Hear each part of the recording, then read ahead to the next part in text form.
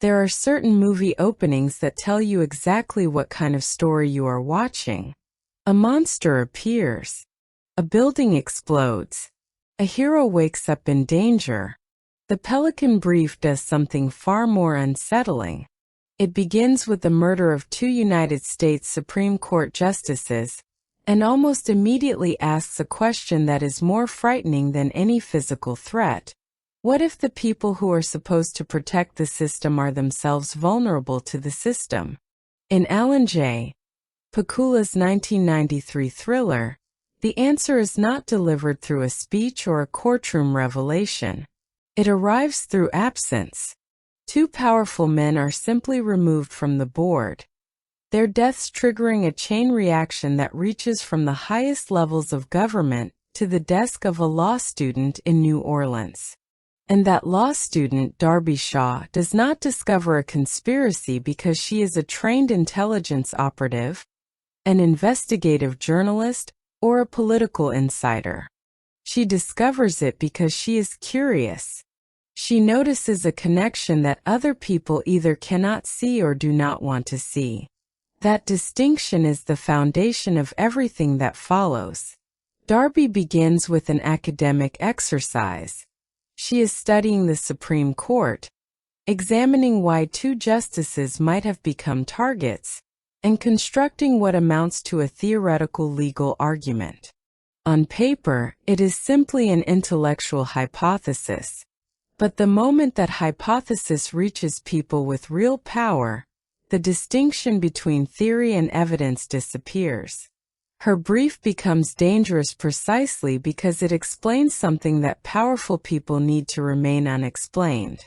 The terrifying idea at the center of the Pelican Brief is therefore not merely that someone can kill you for knowing a secret. It is that information can become a weapon before you even understand its value. Darby does not initially possess a smoking gun. She has an idea. Yet that idea is enough to place her life in danger. This transforms the movie from a legal mystery into a survival thriller, almost without warning. One moment, Darby is surrounded by books, case law, photocopies, notes, and the quiet confidence of intellectual investigation. The next, the world around her begins to behave as if she has crossed an invisible boundary. Her professor and lover Thomas Callahan becomes the bridge between her private theory and the institutions capable of acting upon it. He shares the document. Other people read it. Government officials become interested. And suddenly Darby is no longer asking what happened. She is asking who knows that she knows. That is a much more frightening question. It creates the defining tension of the film. Truth does not automatically make you powerful. Sometimes truth makes you exposed. The closer Darby gets to understanding the conspiracy, the less safe she becomes, because every answer creates another person who might have a reason to silence her. This is why The Pelican Brief remains more interesting than a conventional conspiracy thriller. The danger does not begin when Darby physically enters the world of assassins and political operators. It begins when her mind makes a connection. Her intelligence is both her greatest weapon and the reason she becomes a target. And Alan J. Pakula understands that the most effective paranoia is not built around what the protagonist sees, but around what the protagonist cannot see. Darby does not know who is following her. She does not know which institutions are compromised. She does not know whether a friendly voice on the telephone is actually friendly. She does not even know how far her own theory has traveled. The audience experiences that uncertainty with her. Every hallway can conceal a watcher. Every parked car can be surveillance. Every telephone call can be a trap. The movie therefore turns ordinary spaces into psychological threats. A hotel room is no longer private. A public street is no longer anonymous. A government office is no longer reassuring. And a legal document, something that should represent reason and order, becomes the object capable of getting people killed. That contradiction is the heart of Pakula's approach. The system is supposed to make sense. The system is supposed to protect evidence, law, procedure, and constitutional order. Yet in this story, the system can also conceal corruption, protect powerful interests, and destroy anyone who comes too close to exposing it. The Pelican Brief is consequently not just asking whether Darby can survive. It is asking whether truth can survive when the institutions responsible for protecting it have incentives to suppress it. That question gives the thriller its unusual weight, because beneath the chase scenes and assassinations is a much older American anxiety. The fear that authority may look legitimate while operating according to completely different rules. Pakula had spent much of his career exploring precisely that fear. And in this film he carries it into the commercial language of the early 1990s. The result is a movie that can function as a star-driven studio thriller on the surface while quietly behaving like a paranoia film underneath. To understand why that combination works, we have to look beyond the plot itself and into the cinematic language Pakula brought with him. We have to examine how the Pelican Brief connects to the director's earlier obsession with surveillance, institutional power, and invisible threats, while also embracing the scale and accessibility of a major Hollywood production. We have to look at Julia Roberts, whose celebrity could have turned Darby into a conventional glamorous thriller heroine, and Denzel Washington, whose presence gives the film a journalist who feels capable without becoming a superhero. We have to examine why their relationship matters precisely because the film refuses to reduce it to romance. We also have to look at the world surrounding them. The Washington Post newsroom, government offices, legal institutions, hotel corridors, parking garages, New Orleans streets, and all those transitional spaces where private information becomes public danger. Most importantly, we have to ask why a film made before smartphones, social media, encrypted messaging, and instantaneous digital surveillance can still feel strangely contemporary. The answer is that the technology was never really the subject. The technology changes. The anxiety does not. In 1993, information moved through paper files, telephones, television broadcasts, newspaper offices, personal meetings, and physical recordings. Today it moves through databases, servers, social platforms, leaked documents, encrypted applications, and digital networks. But the fundamental fear remains the same. Who controls information, who gets to interpret it, and what happens when the truth threatens someone powerful? That is why The Pelican Brief deserves to be viewed as more than another John Grisham adaptation. It belongs to a specific moment in American cinema, when legal thrillers became major commercial events and audiences were fascinated by stories in which ordinary professionals discovered extraordinary corruption. The early 1990s were filled with movies about lawyers, journalists, investigators, whistleblowers, corporations, intelligence agencies, and political institutions hiding things behind respectable walls. But The Pelican Brief has a special quality, because its protagonist begins so far outside the machinery of power. Darby is not a Washington insider. She is a student. Her vulnerability makes the conspiracy feel larger. She cannot fight it through authority because she has none. She can only use intelligence, instinct, courage, and eventually the willingness to trust someone else. That makes her journey emotionally recognizable, even for viewers who have never entered a courtroom or investigated a political conspiracy. Most people understand the feeling of discovering something that suddenly seems too important to ignore. Most people understand the fear of realizing that the situation is larger than they expected. And most people understand the temptation to look away when the truth becomes inconvenient. The film turns that everyday psychological conflict into a life-or-death thriller. That is also where the nostalgia of the Pelican Brief becomes more complicated. Watching it today, the analog world can feel almost romantic. There are payphones. There are paper documents. There are newspaper archives.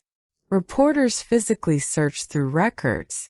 A telephone call requires a physical device.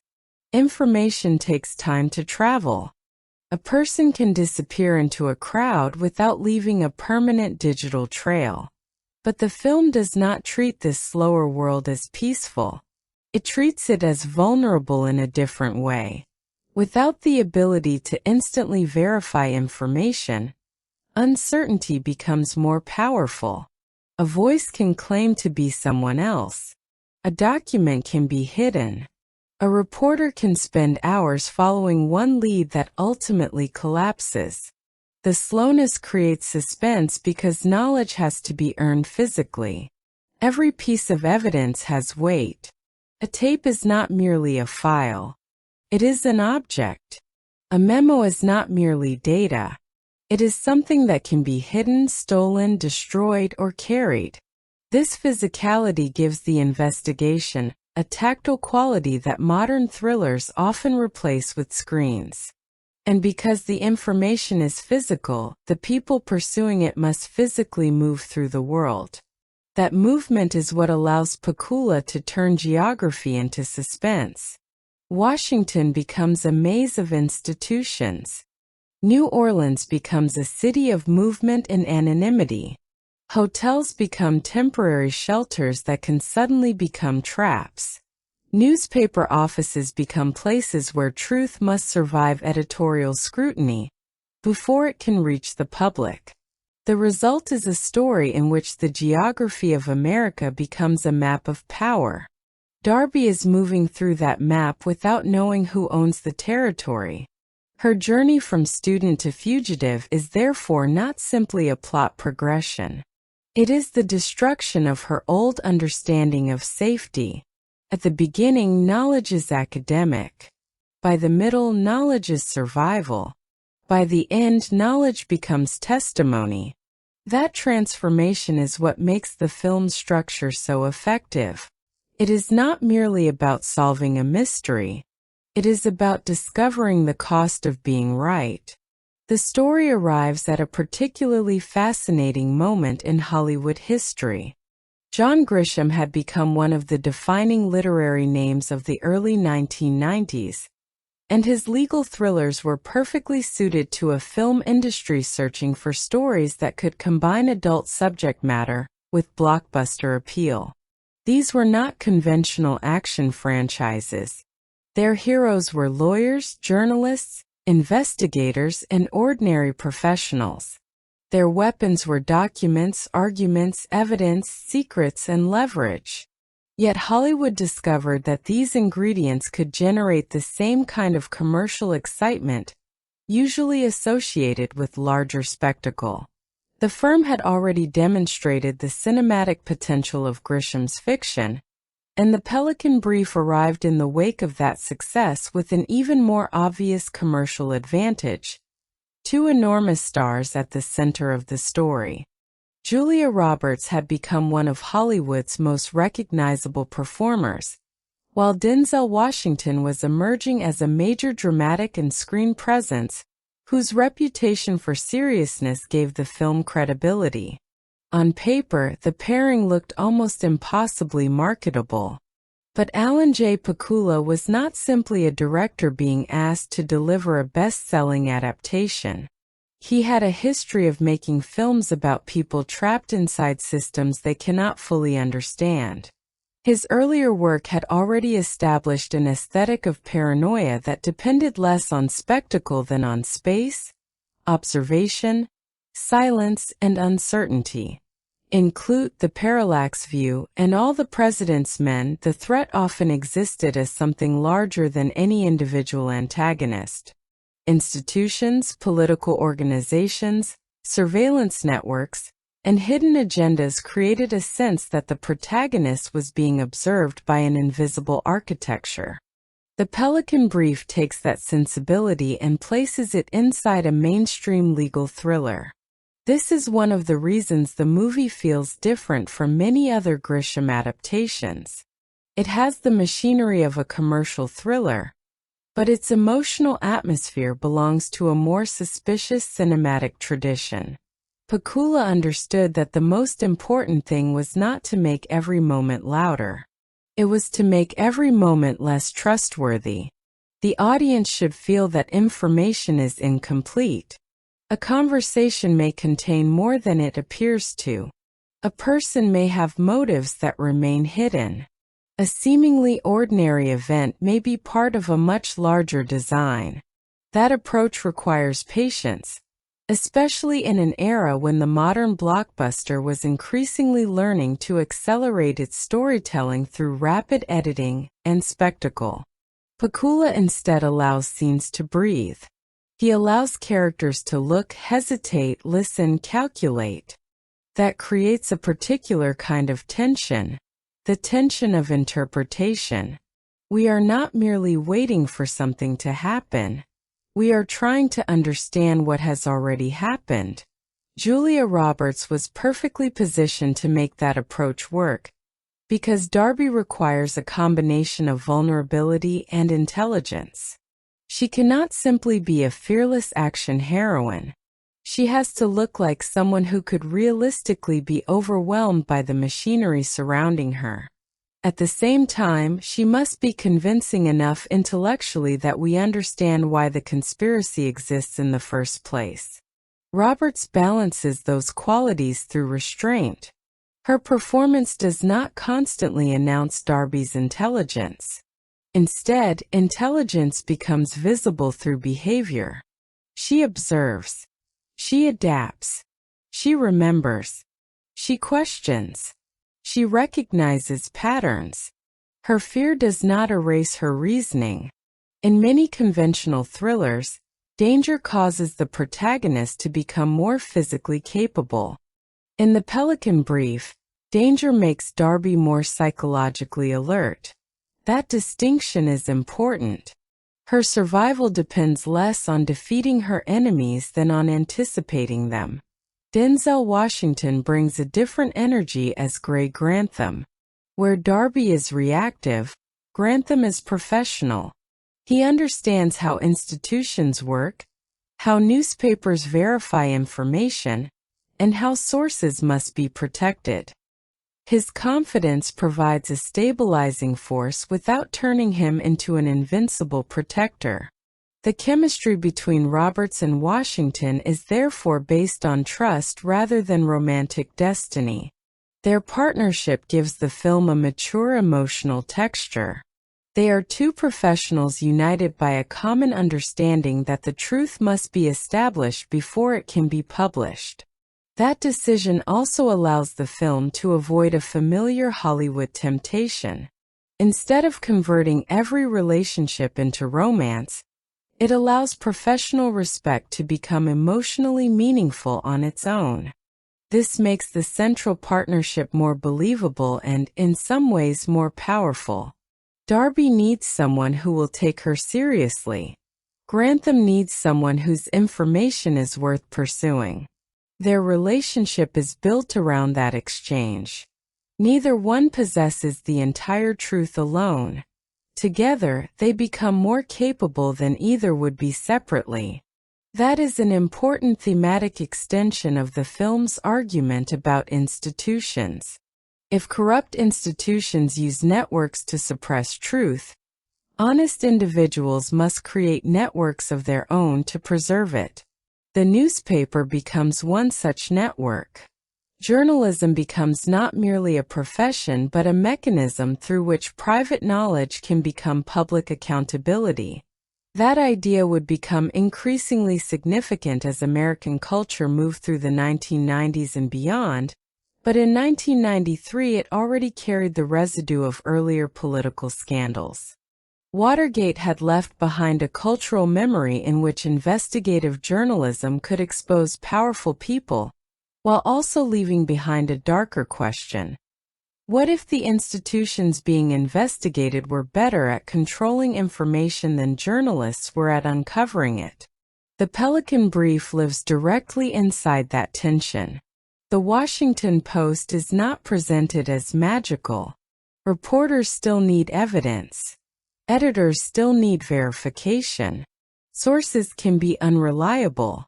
Stories can be legally dangerous. The machinery of truth is itself imperfect. Yet the film insists that imperfect journalism is still one of the few mechanisms capable of forcing hidden power into public view. This is where the 1993 release context becomes important. The United States was living in a political culture shaped by decades of institutional suspicion, but the specific form of that suspicion was changing. The Cold War had ended. The enormous ideological confrontation that had defined American politics for generations was disappearing from the center of public life. In its place were anxieties about corporations, lobbying, government secrecy, environmental policy, media influence, and the increasing complexity of institutions. The enemy no longer needed to be a foreign superpower.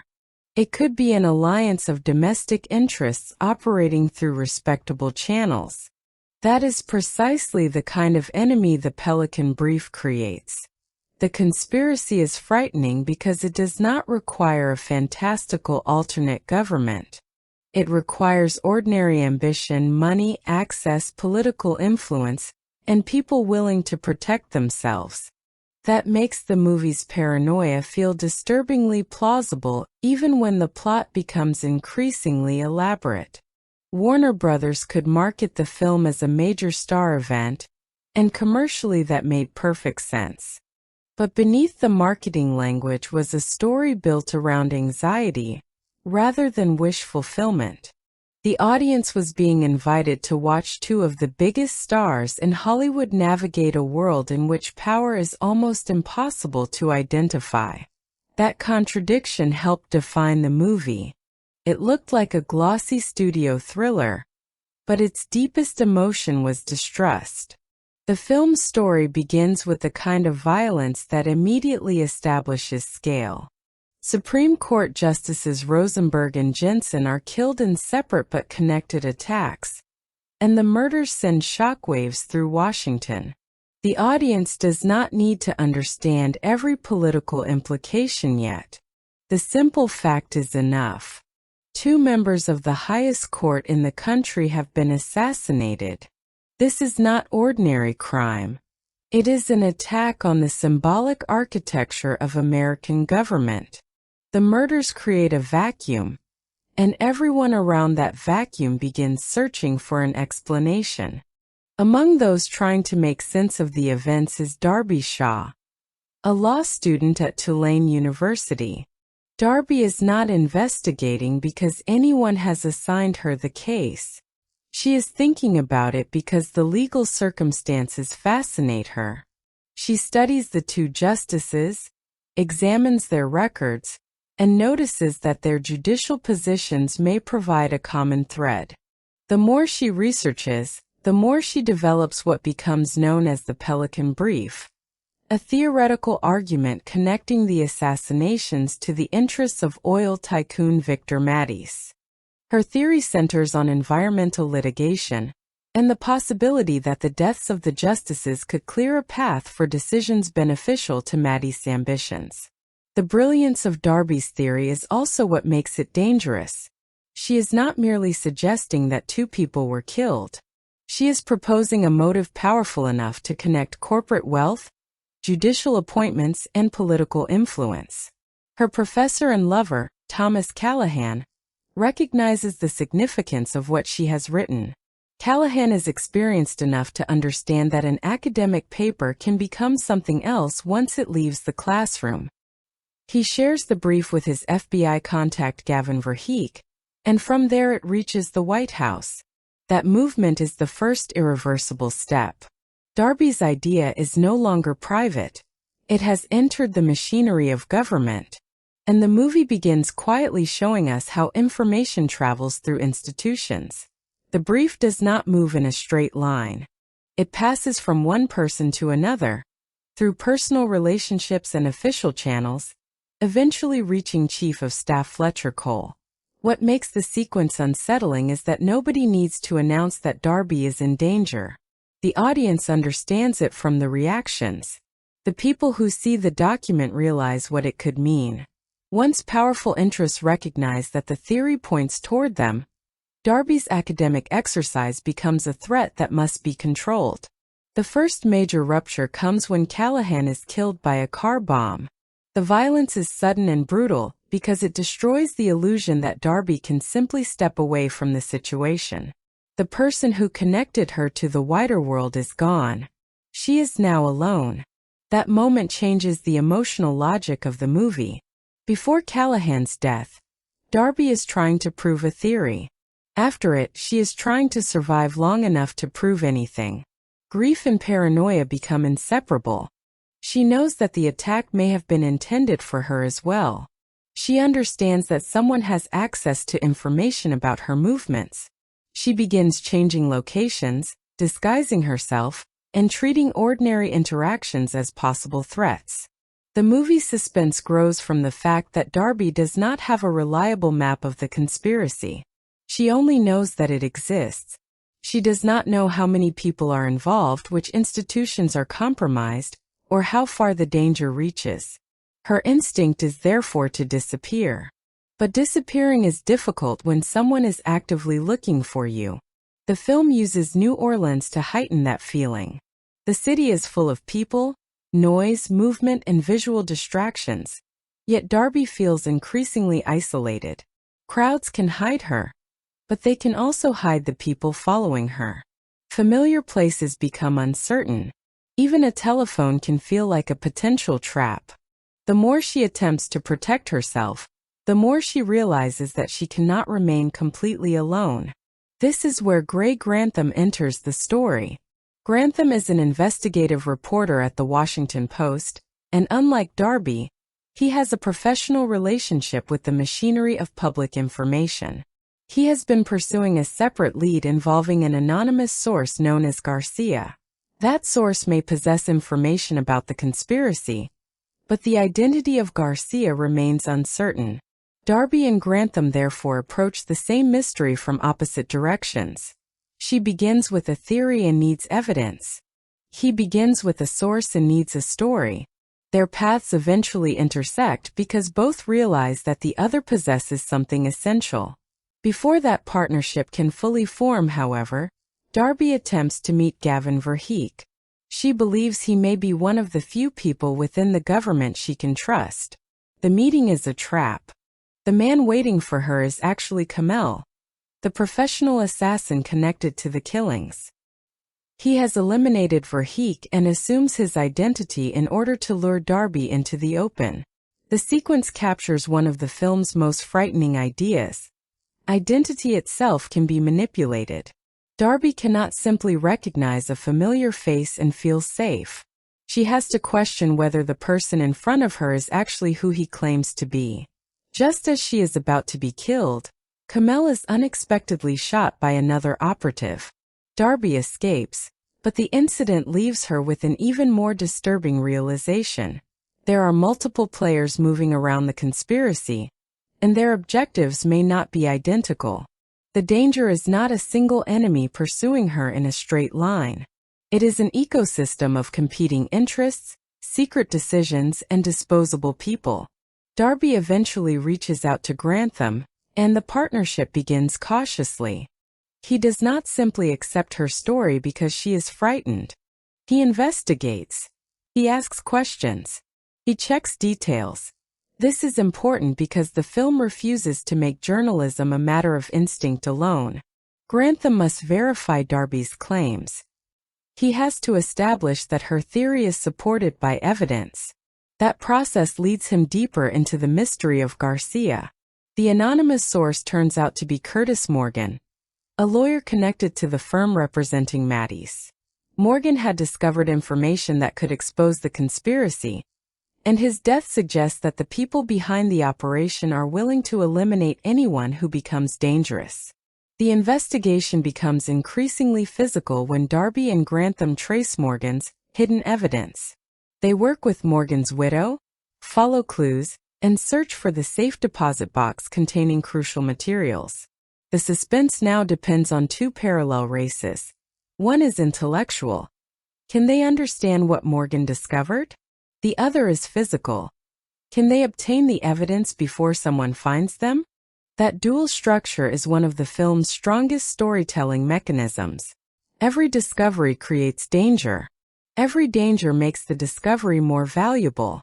The safe deposit material, including recordings and documents, provides the kind of evidence Darby originally lacked. Her theory can now be connected to real information. The conspiracy is no longer merely plausible. It has an evidentiary trail. But that does not mean the protagonists have won. Evidence is only useful if someone is willing to publish it, and if the publication can survive legal and political pressure. The story therefore shifts from investigation to verification. Darby and Grantham take their evidence to the Washington Post. This is the point at which the newspaper becomes more than a setting. It becomes the final institutional test. The editors cannot simply believe them. They must assess the evidence, confirm the sources, and determine whether the story can withstand the consequences of publication. That process creates one of the film's most important confrontations because the conspiracy is finally forced to face the mechanism it fears most: public scrutiny. The White House attempts to push back. Political pressure increases. But the evidence is strong enough that the story moves forward. Once the allegations become public, the conspiracy begins collapsing. Political figures resign. Investigations follow. The chain of secrecy becomes impossible to maintain. The film does not portray this victory as a magical restoration of democracy. Darby does not return to her old life. Too much has happened. Callahan is dead. Her sense of safety has been permanently damaged. The final movement of the film therefore becomes surprisingly quiet. Darby eventually finds a degree of sanctuary, far from the machinery that hunted her. The Caribbean setting creates a tonal contrast with Washington. The halls of power are gone. The telephones, reporters, assassins, government offices, and political pressure have receded. Yet the melancholy remains. Darby survived, but survival is not the same as restoration. The conspiracy has been exposed, but the people she lost cannot be brought back. This is why the ending matters. A conventional thriller might end with triumph. The Pelican Brief ends with relief mixed with exhaustion. Truth has survived, but the cost of truth has been enormous. That cost is central to understanding Darby Shaw as a character. On the surface, her objective is simple: understand why the justices were killed and determine whether her theory is correct. But underneath that intellectual objective is a much more personal struggle. Darby begins the film believing that knowledge creates control. If you understand the law, study the facts, and construct a logical argument, you can make sense of the world. Her tragedy is discovering that logic does not protect you from irrational power. A correct argument does not guarantee safety. Evidence does not automatically produce justice. Institutions do not necessarily respond to truth in the way textbooks suggest they should. Her intellectual confidence is therefore gradually transformed into hypervigilance. She starts watching people. She changes her appearance. She avoids predictable routines. She tests the reliability of strangers. She becomes aware of exits, phones, cars, windows, and surveillance. These behaviors are not simply thriller conventions. They represent the psychological transformation of someone whose basic assumptions about safety have been destroyed. Julia Roberts makes this transformation convincing because she does not play Darby as a superhero. Darby is frightened. Sometimes she is overwhelmed. She makes decisions under pressure without having all the information she needs. What makes her compelling is that fear does not erase her intelligence. In fact, danger sharpens it. Her ability to think becomes a survival mechanism that subverts the traditional damsel in distress model. Darby does require help, but she is not waiting for someone else to solve her problem. She initiates the investigation, identifies the connection, constructs the theory, recognizes danger, seeks out Grantham, and continues pursuing evidence even after losing Callahan. Her agency is intellectual before it becomes physical. That is significant because the film's central conflict is fundamentally about ideas. The antagonists have more money, more institutional access, more surveillance capabilities, and more people willing to act on their behalf. Darby cannot compete with them on those terms. She competes through reasoning. Her mind becomes the one resource they cannot easily take away. Yet the movie also understands that intelligence alone is insufficient. Darby's journey eventually teaches her the value of collaboration. Grantham does not diminish her intelligence. He gives it a structure through which it can become publicly useful. This is the emotional logic of their partnership. Darby has the original insight. Grantham has the journalistic infrastructure. Together they transform suspicion into evidence and evidence into accountability. Their relationship is therefore more meaningful because it is not based on romantic rescue. It is based on mutual respect. Darby's trauma after Callahan's death also deserves attention, because the movie does not turn grief into a prolonged melodramatic subplot. Callahan's death is instead embedded into everything Darby does afterward. She is constantly reminded of what happened because she knows that her theory contributed indirectly to the chain of events. There is a sense of survivor's guilt beneath her determination. She is not only trying to expose a conspiracy, she is trying to prove that Callahan's death meant something. That gives her pursuit of truth emotional stakes beyond self-preservation. If she abandons the investigation, the people who killed him win twice. They eliminate him and silence the meaning of his death. Continuing, therefore, becomes an act of remembrance as much as justice. The film's antagonists are equally interesting because the true villain is not one person. Victor Matisse exists primarily as a distant corporate force, a wealthy figure whose influence operates through other people. This distance is intentional. Matisse is frightening partly because he does not need to be physically present. His wealth creates an infrastructure of influence. He can employ lawyers, political operators, investigators, and assassins. He represents a form of power that does not need to personally pull the trigger. That separation makes the conspiracy feel systemic. Fletcher Cole, meanwhile, represents institutional self-preservation. His concern is not simply personal greed. He is interested in maintaining political stability, protecting the administration, and preventing scandal. That makes him a different kind of threat. He can justify morally terrible decisions through the language of necessity. The most dangerous institutional corruption often does not announce itself as evil. It describes itself as practical. It says that certain truths cannot be allowed to cause chaos. It argues that protecting the government requires protecting its reputation. In that sense, Cole is a mirror opposite to Darby. Darby believes truth must be pursued even when it is dangerous. Cole believes stability may require controlling truth. Their conflict is therefore philosophical before it is physical. Kamel represents the most stripped-down version of the same system. He is violence without ideology. He is the mechanism used when influence and intimidation are no longer enough. His professionalism makes him terrifying because he treats assassination as a task. He does not need to hate Darby. He only needs to be paid to eliminate a problem. This creates a hierarchy of corruption. Wealth creates influence, influence creates institutional protection, and institutional protection creates space for violence. The conspiracy functions because all three levels support one another. Remove one, and the others become more exposed. The film's moral horror comes from realizing how easily a system can absorb people who are willing to play their part. Gray Grantham becomes the film's moral counterweight, because journalism gives him a different relationship with information. He understands that information is powerful, but he also understands that power without verification can become dangerous. Denzel Washington plays him with controlled confidence. Grantham is not presented as a reckless reporter chasing a sensational headline. He is patient. He knows sources can lie. He knows accusations require evidence.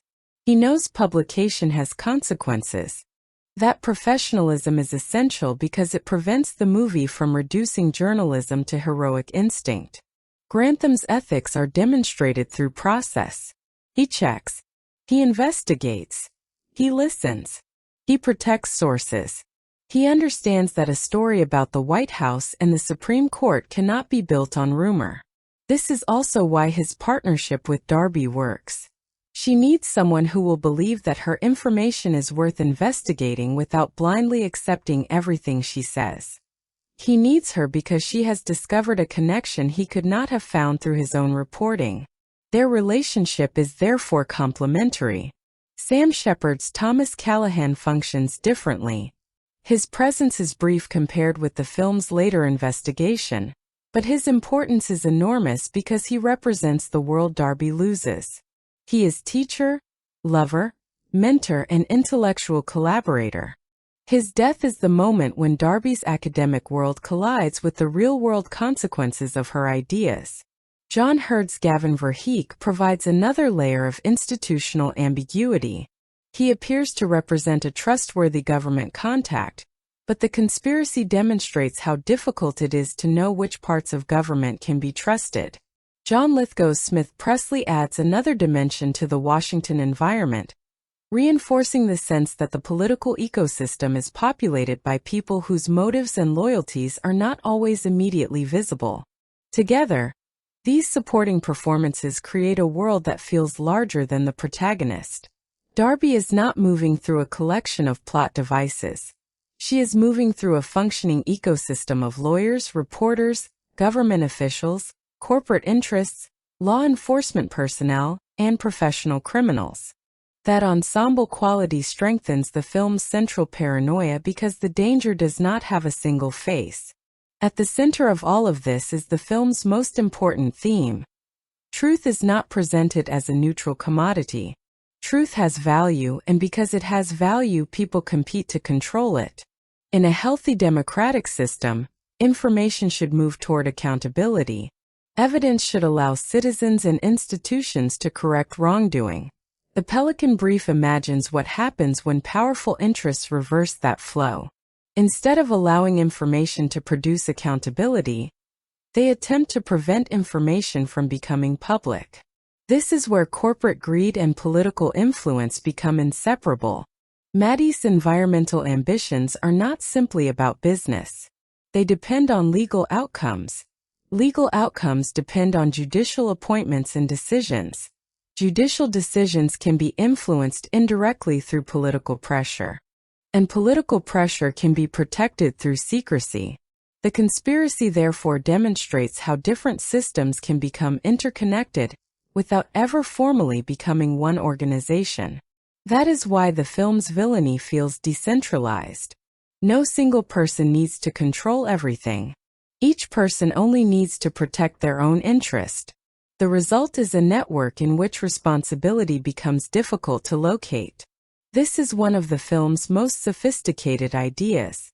Corruption does not always require a room filled with villains agreeing on every detail. Sometimes it requires ordinary people making small compromises in the same direction. One person hides information. Another delays an investigation.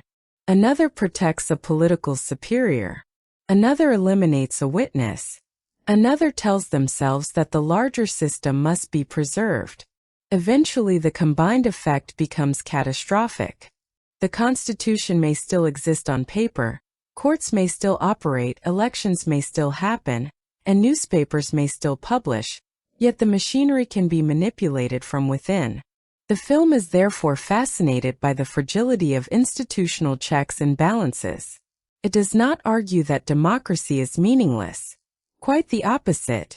The fact that the newspaper can ultimately publish the truth is evidence that the system still contains mechanisms capable of resisting corruption. But those mechanisms depend on individuals making moral choices.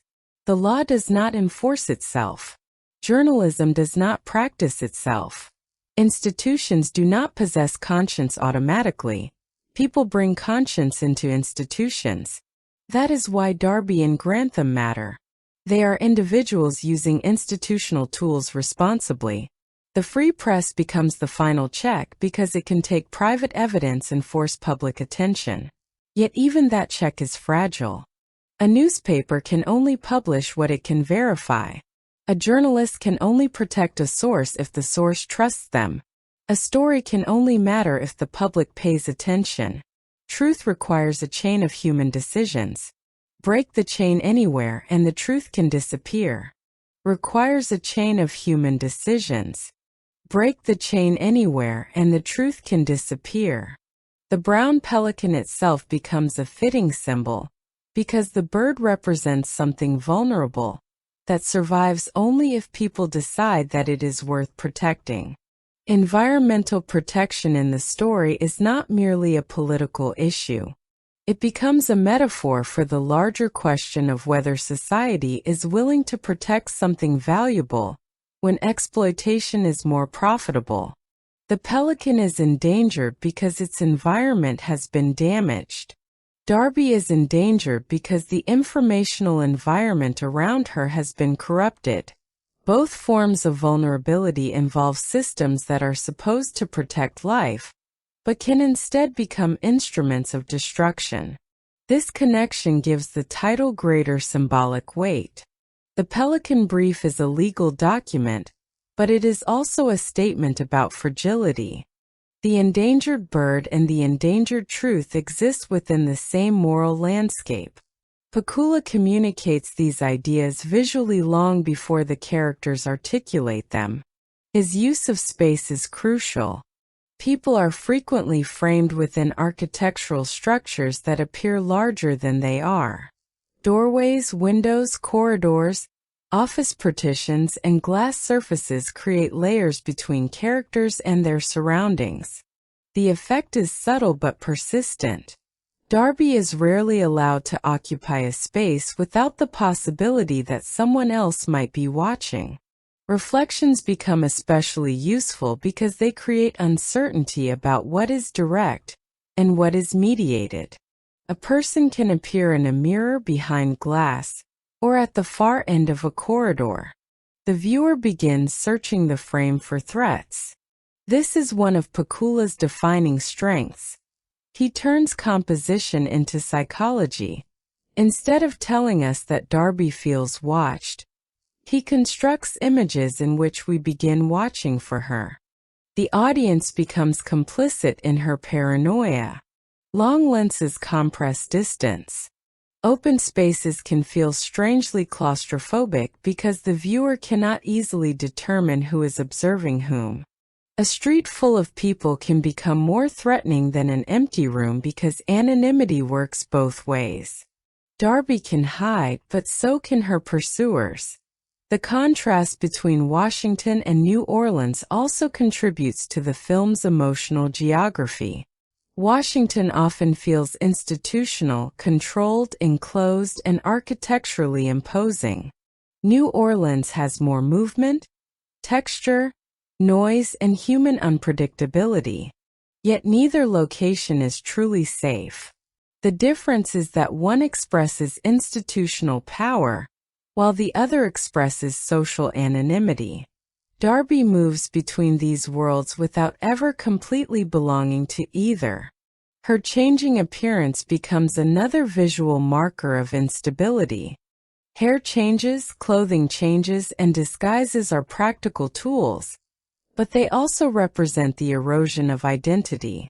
At the beginning, Darby is simply Darby Shaw, a recognizable law student with a predictable life. As the threat intensifies, she must become harder to identify. Survival requires her to alter the external image through which the world recognizes her. The irony is that the more effectively she hides, the less connected she becomes to her old identity. This is a classic paranoia film idea expressed through the language of a commercial thriller. The protagonist survives by becoming invisible, but invisibility comes with a psychological cost. Pakula's deeper concern is therefore not only whether Darby can escape surveillance, but whether she can remain herself while constantly changing to avoid being found. The deeper political meaning of the Pelican Brief becomes clearer when viewed through the anxieties of post-Watergate America and the post-Cold War transition. Earlier paranoia films often imagined hidden political structures, intelligence agencies, ideological conflicts, and secret operations. Pakula's earlier work emerged from precisely that atmosphere. By the early 1990s, however, the cultural landscape had changed. The Soviet Union had collapsed. The Cold War was ending. Yet the fear of hidden power had not disappeared. It simply changed its vocabulary. Instead of asking whether a foreign ideology had infiltrated the government, audiences could ask whether corporations had gained too much influence over politics. Instead of fearing a secret intelligence program, they could fear bureaucratic self-preservation.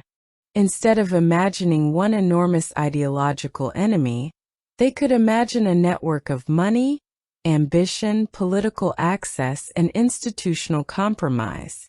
The Pelican Brief reflects that transition almost perfectly. Its conspiracy is not about communism or nuclear warfare. It is about property, environmental law, political influence, and judicial power. That makes the film an important bridge between two eras of American paranoia. The old paranoia was ideological. The new paranoia was institutional and economic. But both shared the same underlying fear: the belief that ordinary citizens may never see the full machinery operating above them. The film also questions the illusion of public safety. Darby initially assumes that certain places are safer than others because they are connected to legitimate institutions. A government office should be safer than a parking lot. A law school should be safer than a hotel. A newspaper should be safer than a street.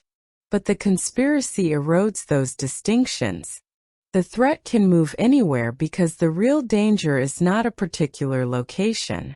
It is information about who knows what. This is why the film's suspense remains psychological, even during physical action. A gunshot is frightening, but the idea that someone knows where you are before you know where they are is worse. A car bomb is terrifying, but the realization that your private information has traveled through channels you cannot see is even more destabilizing. Pakula's film therefore suggests that modern institutional power depends on asymmetrical knowledge. The powerful know more about the vulnerable than the vulnerable know about the powerful. Darby's journey is essentially an attempt to reduce that imbalance. Every investigation gives her a little more information. Every discovery reduces uncertainty, but the system remains larger than her. Even at the end, she does not destroy the entire machinery of corruption. She exposes one conspiracy. That distinction matters. The film does not offer a fantasy in which truth permanently eliminates corruption. It offers a temporary victory in which evidence becomes impossible to suppress. The deeper question is whether exposure can create lasting reform. The answer is uncertain. Political resignations and public scandals can punish individuals, but institutions remain. Wealth remains. Incentives remain. New actors can occupy old positions. In that sense, the ending is both optimistic and cautious. Darby and Grantham prove that truth can break through. But the film never promises that truth will always win. It simply demonstrates that truth has a chance when courageous people are willing to pursue it and institutions are willing to publish it. The cinematography is essential to making that argument emotionally believable. Stephen Goldblatt's camera does not treat the film as a conventional action spectacle. The physical world remains grounded. The locations feel inhabited. Washington is not a generic political backdrop constructed entirely on a soundstage. New Orleans does not feel like a decorative postcard. The environments have texture, and that texture makes the paranoia more immediate, because the characters appear to be moving through real places, rather than an abstract thriller universe. The use of anamorphic widescreen imagery allows Pakula and Goldblatt to create compositions in which characters can occupy only a portion of the frame, while the surrounding environment remains visually significant. That empty space becomes psychologically active. The viewer begins wondering what may be hidden there. A doorway at the edge of the frame can feel as important as the character in the center. A parked vehicle can become a potential threat. A distant figure can become a question. This is visual suspense without constant editing. The car explosion demonstrates another part of the film's physical realism. The violence is shocking partly because it interrupts ordinary movement. There is no elaborate fantasy machinery separating the audience from the event. The explosion exists as a sudden violation of the environment. The same principle applies to the parking garage sequences. Concrete structures, vehicles, ramps, and enclosed spaces become practical elements of suspense. Instead of relying on impossible geography, the film makes the characters' physical limitations part of the tension. They cannot simply run in any direction. They must navigate spaces designed for cars rather than people. The wide spaces become strangely claustrophobic because the architecture controls movement. This is a recurring Pakula technique. A location can be physically large while psychologically small. The audience understands that the character has nowhere meaningful to go. Real locations also reinforce the film's documentary quality. The more authentic the environment feels, the more believable the conspiracy becomes. If the world around Darby feels ordinary, then the extraordinary threat becomes more disturbing. The audience is not watching a fantasy city. It is watching familiar institutions behave in unfamiliar ways. That is one of the most important distinctions between the Pelican Brief and more stylized conspiracy films. Its paranoia is grounded in recognizability. The buildings look real. The offices look functional. The newspapers look busy. The streets look lived in. The threat therefore feels as though it could emerge from the ordinary world rather than from a fictional universe. Alan J. Pakula's directorial vision is inseparable from that realism. His earlier films established a cinematic grammar of paranoia that depended on observation, negative space, long lenses, and institutional environments. The Pelican Brief carries those techniques into a much more commercial format. Include paranoia is intimate. In the parallax view, it becomes political and almost existential. In All the President's Men, it becomes journalistic and investigative. The Pelican Brief combines elements of all three. It has the personal vulnerability of Clute, the institutional conspiracy of the parallax view, and the journalistic investigation of All the President's Men. Yet it also has something those earlier films did not possess to the same degree: the enormous commercial presence of Julia Roberts and Denzel Washington. That star power could have overwhelmed the material, but Pakula uses it carefully. He does not constantly frame Roberts as a glamorous celebrity. He allows her to become frightened, tired, uncertain, and practical. Likewise, Washington is not simply introduced as a heroic male lead, whose purpose is to rescue her. He becomes a professional whose authority comes from experience rather than physical dominance.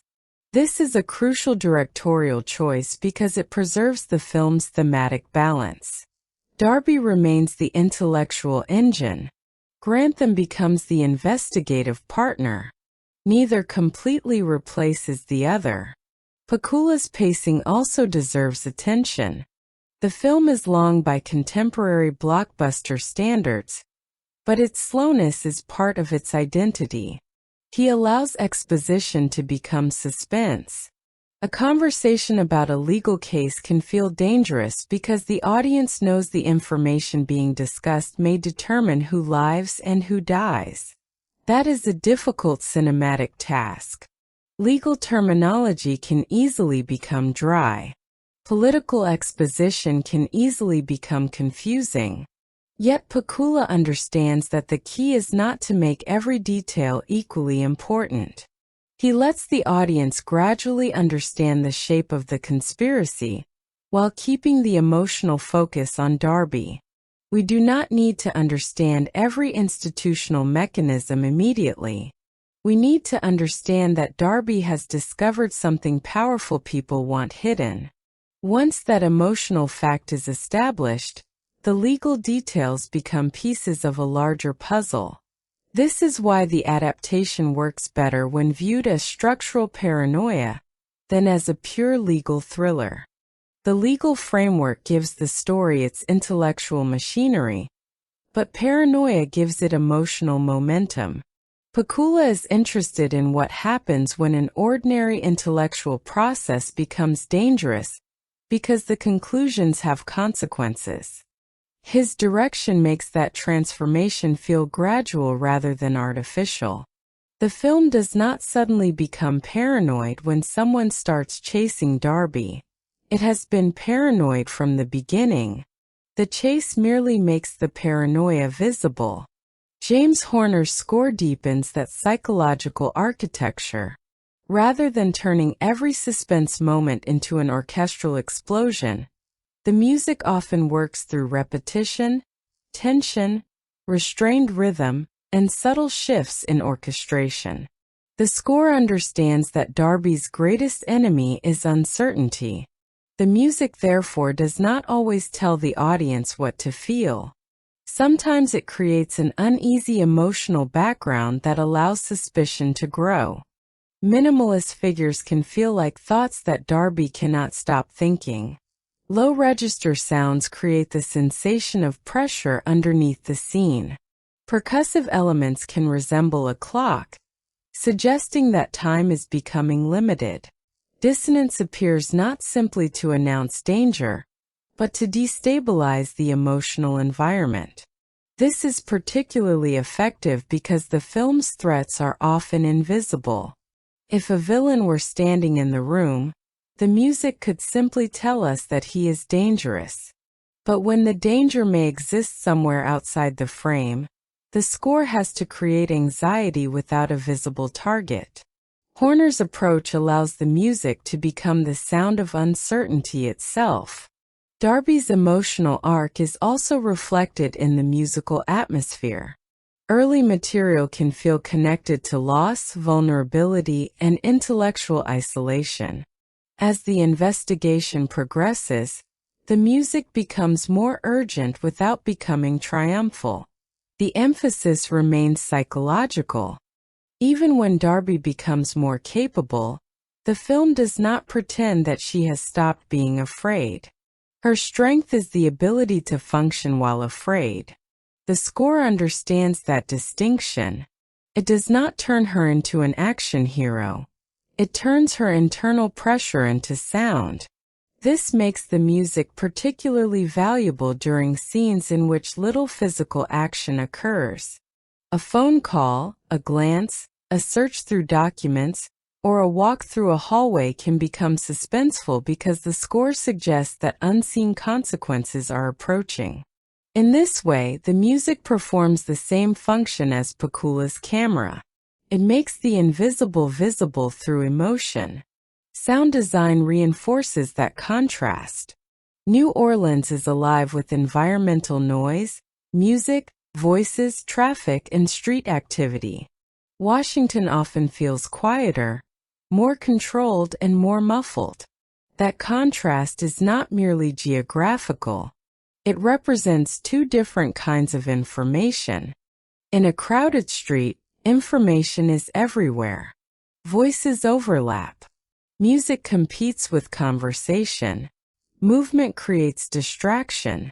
In an institutional office, silence can become oppressive because every sound seems meaningful. A telephone ringing can feel like an alarm. A door opening can interrupt a conversation with enormous force. A recorded tape becomes important because the sound itself contains evidence. The distinction between what is spoken live and what is recorded becomes another part of the movie's obsession with information. A recording preserves a moment that someone may want forgotten. Sound therefore becomes a form of memory. Absolute silence can be even more powerful. When the film temporarily removes environmental noise, the audience becomes intensely aware of vulnerability. Silence means there is nothing to distract from the possibility that someone is approaching. In suspense cinema, sound often tells us that danger is coming before the image does. The Pelican Brief sometimes does the opposite. It removes sound and forces us to wait. This is particularly effective in searches and surveillance sequences. The audience becomes hyper-aware of small noises because the environment has been stripped down. That strategy supports the film's broader philosophy. The less information you have, the more intensely you interpret every piece of information you receive. A faint sound may be meaningless, or it may be the only warning available. A telephone voice may be trustworthy, or it may belong to someone impersonating another person. A recording may be evidence, or it may be incomplete. Sound becomes another battlefield over meaning. When The Pelican Brief arrived in December 1993, it entered theaters with enormous advantages. John Grisham was a major literary brand. Julia Roberts was one of Hollywood's biggest stars. Denzel Washington was becoming an increasingly powerful dramatic presence. Alan J. Pakula carried prestige. The film therefore occupied a rare space between adult drama and blockbuster entertainment. It could be marketed to audiences who wanted suspense and to audiences who wanted serious political intrigue. The public fascination with Roberts and Washington also became part of the movie's cultural identity. Their pairing was unusual because Hollywood often assumed that two attractive leads needed to become a romantic couple. Here, the film deliberately centers their relationship on professional trust. That choice gave audiences something slightly different from the expected star vehicle. Roberts is not rescued into romance. Washington is not reduced to a love interest. Their connection is built around the shared pursuit of truth. That decision also helped the film age differently from many romantic thrillers of the period. The story does not depend on whether the characters end up together. It depends on whether they can trust each other enough to survive the investigation. The commercial success of the film reinforced the idea that adult audiences would still support complicated thrillers built around law, politics, and journalism. It demonstrated that a movie did not need superheroes, fantasy worlds, or enormous special effects sequences to become a major event. The stakes could be intellectual and still feel cinematic. This is an important part of the film's cultural significance because the modern blockbuster landscape increasingly moved toward franchises and spectacle. The Pelican Brief belongs to an era when a best-selling novel, two major stars, a respected director, and a politically charged premise could be enough to create a mainstream event. Its success therefore represents a kind of Hollywood that has become increasingly rare. The film also tapped into broader cultural conversations about corporate lobbying, judicial power, and environmental politics. The conspiracy may be fictional, but the underlying anxieties were real. Audiences already understood that corporations could influence politics. They understood that judicial appointments could have enormous consequences. They understood that newspapers could expose powerful institutions. The movie simply compressed these realities into a thriller structure. That compression is one reason the film remains accessible.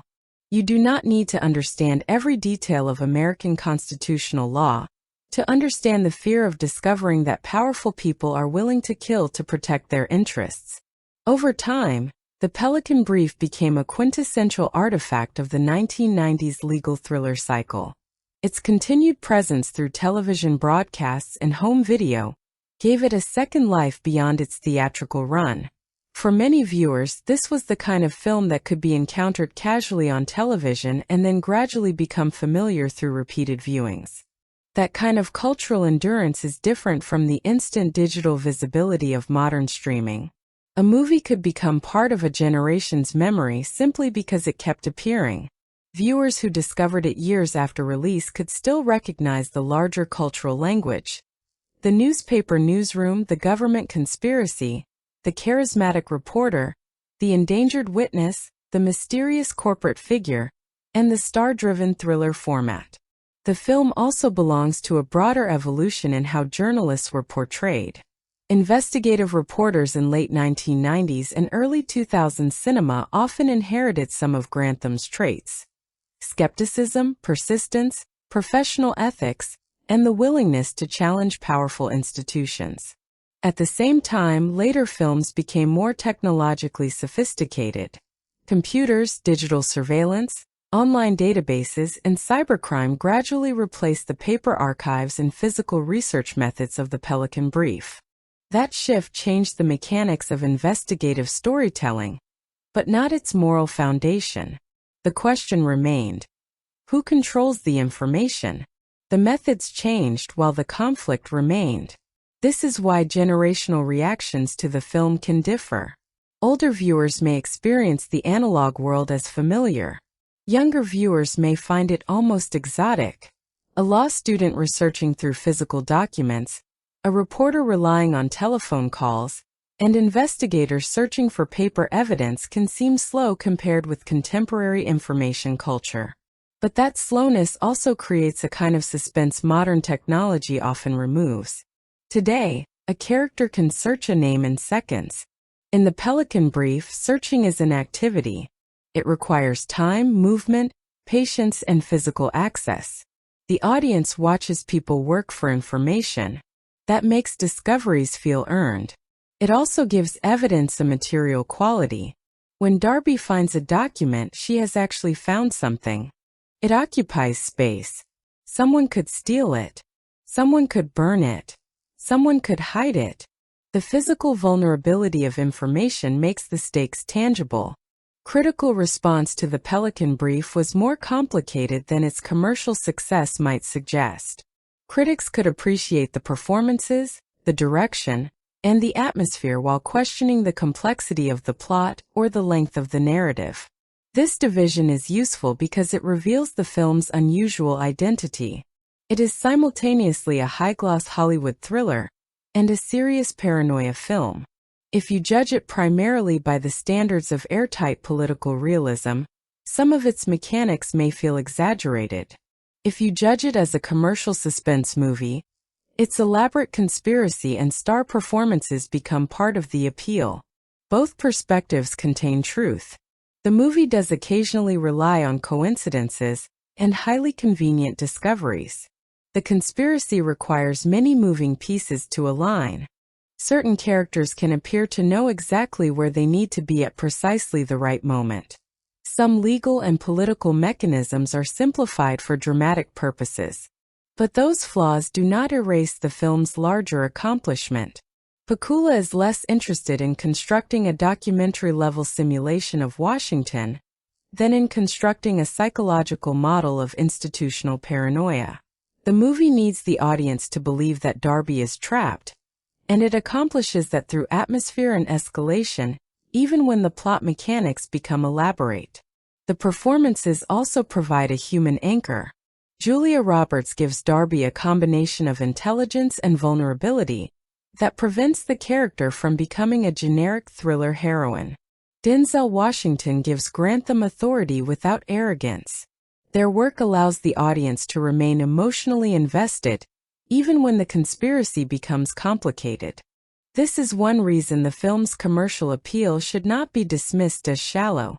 Star power is not merely decoration here. The stars provide emotional clarity within a complex narrative.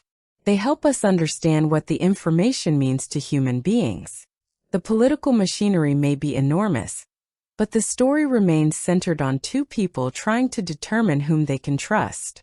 The adaptation itself also invites debate. Grisham's novel provides a larger narrative framework and different relationship dynamics, while the film makes choices designed to produce a more streamlined cinematic experience. One of the most notable changes involves the relationship between Darby and Grantham. The film deliberately avoids turning their partnership into a conventional romantic arc. That decision can be viewed as a loss if the goal is fidelity to the novel, but it can also be understood as a major cinematic strength. Romance would have changed the emotional center of the story. Instead of asking whether two people can build trust under pressure, the film might have encouraged the audience to interpret every interaction through romantic expectation. By keeping their bond professional and platonic, the movie emphasizes the value of intellectual partnership. It also gives Darby more independence. She does not survive because she falls in love with the right man. She survives because she learns whom she can trust, and because she continues using her intelligence under extraordinary pressure. The film's critics are still justified in pointing to places where character development could have been deeper. Because the story contains so many plot mechanics, some supporting figures exist primarily to move information from one location to another. Certain political figures are defined more by function than personality. Mattis himself remains distant enough that he can feel almost abstract. But that abstraction is partly intentional. The conspiracy is larger than any single villain. The movie wants the audience to fear the network, rather than obsess over one mastermind. That choice strengthens the theme even if it reduces conventional character complexity. The central question is not whether Mattis is personally evil. It is whether a system of wealth and influence can produce consequences that no single participant fully controls. That is a more difficult question, and the Pelican Brief does not pretend to solve it completely. Commercially, the film demonstrated the extraordinary power of the adult thriller in the early 1990s. With a production budget in the tens of millions and a worldwide gross of roughly $195 million, it became a major financial success. That performance mattered because it showed studios that legal and political drama could function as blockbuster material when packaged correctly. The ingredients were clear: a best-selling author, a respected director, major stars, a recognizable genre, and stakes large enough to feel cinematic. John Grisham's work became one of Hollywood's most attractive literary sources during the decade, and the Pelican Brief reinforced the idea that audiences would return for stories about lawyers and institutional conspiracies. The comparison with films such as The Firm is especially revealing. The Firm demonstrated the commercial strength of Grisham's brand, while the Pelican Brief showed that the formula could be expanded beyond corporate law into national political paranoia. Later adaptations would continue exploring the intersection of law, money, crime, and power. Yet the industry itself would eventually move away from this kind of mid-budget adult entertainment. As studios increasingly concentrated resources around franchises, comic book properties, fantasy, science fiction, and other event cinema, the space once occupied by films like The Pelican Brief gradually narrowed. The disappearance of that category is one reason the movie feels so distinctive today. It represents a studio model in which a serious political thriller could receive major stars, substantial production resources, theatrical promotion, and the expectation of broad audience appeal without belonging to an established franchise. That model is much harder to find now. The film's influence therefore extends beyond legal thrillers. It is part of the history of the adult-oriented blockbuster itself.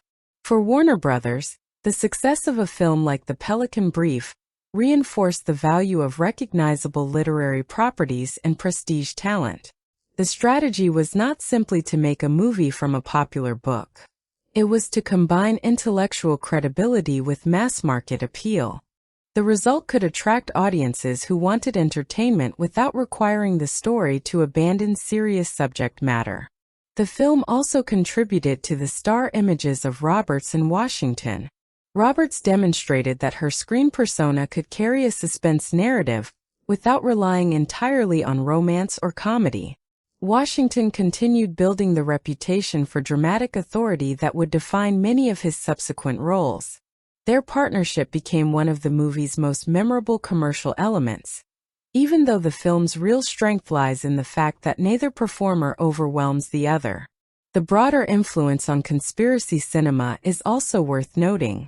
The 1990s produced numerous stories about secret government operations, corporate manipulation, hidden evidence, and ordinary individuals caught inside enormous systems. The Pelican Brief helped demonstrate that these ideas could be packaged with polished studio craftsmanship.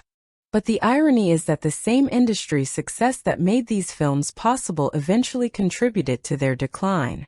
As budgets increased and audiences became increasingly accustomed to spectacle, adult thrillers faced pressure to become louder, faster, and more obviously event-driven.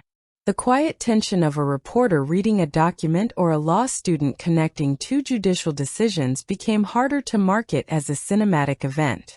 That is why revisiting The Pelican Brief today can feel almost like discovering a lost genre. It belongs to a period when Hollywood trusted audiences to become absorbed in information. Its historical significance becomes even clearer when considering Alan J. Pakula's career. The Pelican Brief was not the beginning of his paranoia cinema, but it demonstrated that his filmmaking language could survive inside a much more commercial environment. He had already explored surveillance, institutional conspiracy, and political fear in earlier decades. Here, those concerns are translated into a star-driven legal thriller, without losing their fundamental character. The film therefore serves as an important late-career example of Pakula's ability to adapt his sensibility to changing Hollywood conditions. His greatest achievement is not that every plot mechanism remains perfectly realistic. It is that the film maintains a coherent emotional atmosphere. From the opening assassinations to the final escape, the audience feels that information is dangerous. That feeling does not depend on technology or political details. It depends on composition, performance, pacing, sound, and the gradual destruction of the protagonist's sense of safety. The film also preserves